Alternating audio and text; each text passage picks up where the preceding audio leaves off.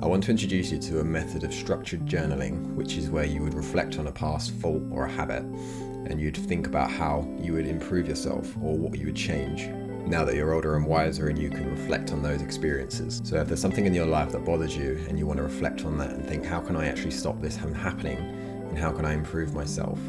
What you'll do for step one is to describe the experience. And this is where you identify the fault that you have and what's holding you back.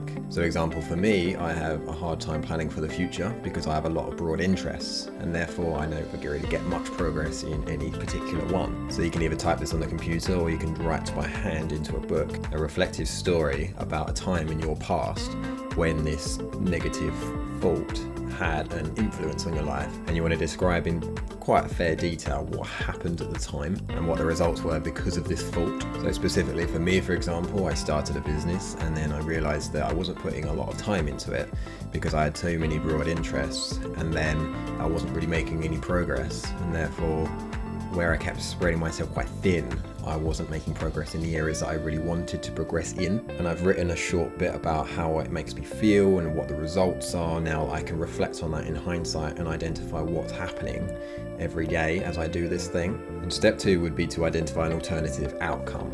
So what would you have done differently if you had that chance to redo whatever happened at the time? Even if you couldn't completely eradicate what happened and what you did in the moment, now what would you do if the same opportunity or the same circumstances arose in your life?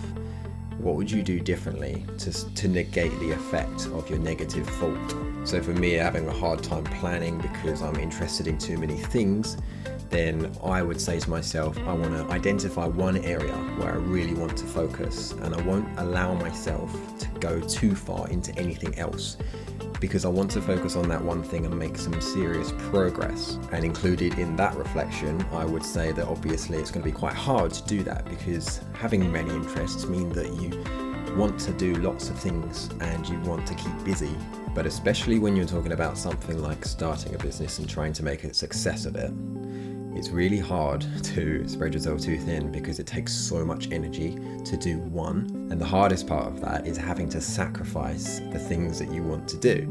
It might be your fun hobbies, it might be stuff like gaming and watching TV, it might be like a cult show that everyone's watching, and you have to say, you know what, I'm not going to do that because I need to focus on this one business. So therefore the alternative outcome would be to focus on that thing, sacrifice others, and then you will see results potentially. And the next step would to be look at some guidelines for general improvement. This is where you think about the issue. So for me, it's having a hard time planning the future because I'm interested in so many things. And you think more of a zoomed out perspective. How can you influence your future so that these things don't happen again?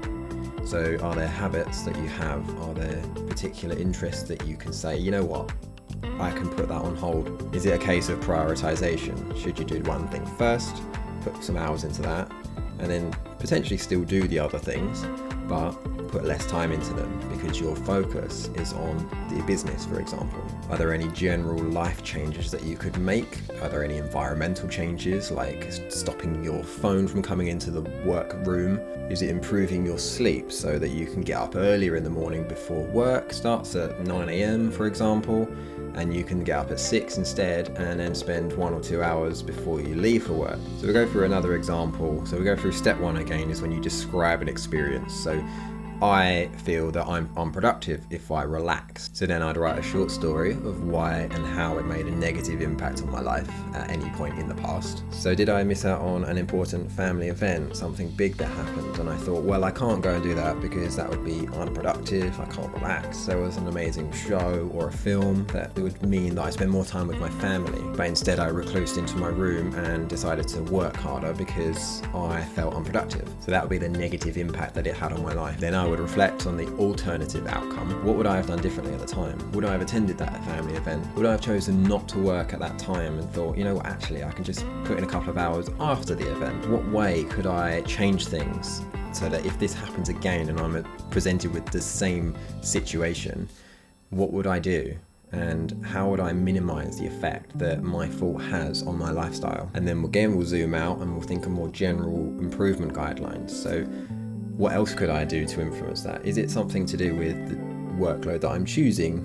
Is it, again, my sleep schedule? Is it something that I'm doing in my free time, which means that I don't feel productive? Is there a way that I can relax but also be semi-productive, like creation or drawing or something like that, rather than consuming content? Creation can really make you feel more satisfied than consuming. Or perhaps it's something like, I need to be more specific with a schedule.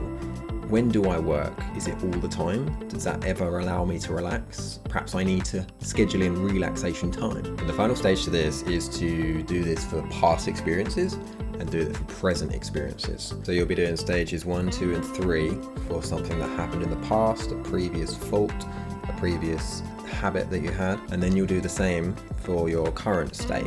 What is something that's affecting you now?